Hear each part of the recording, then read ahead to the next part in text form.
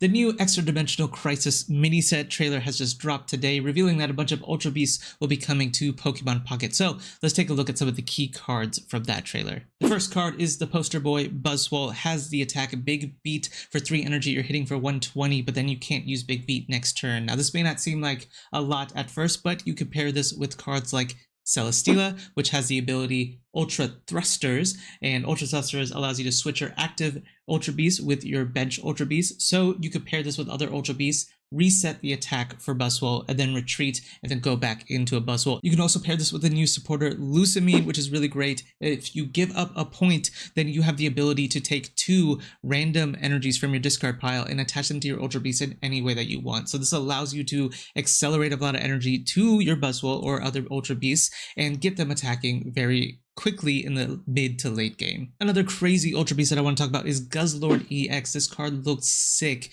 and the fact that it has the attack Grindcore for 2 energy, you can flip until you get tails. For every heads, you discard an energy from your opponent's active Pokemon. This is ridiculous. It's essentially a grunt in an attack, which is broken. This could really punish your opponents for setting up in their active spot. So this card is going to shift a lot of tempo in your favor if you can flip a lot of heads. I also want to talk about Nihilego real quickly. Nihilego is really cool because it has the ability More Poison, which adds 10 extra damage to poison. Now the key thing to note, it doesn't say that this card can't stack. So you could essentially have 2 Nihilegos on your bench, meaning you're increasing that damage by 20, which means every turn you're ticking for 30. If you keep your opponent's active Pokemon in the active, you're actually going to be ramping up a lot of damage every single turn. You can pair this with cards like Paldean Clodsire, or maybe even Weezing from Genetic Apex, and actually get a lot of damage with poison. I want to take a second and switch from Ultra Beasts to these lightning attackers that we actually got revealed in this set. The first one is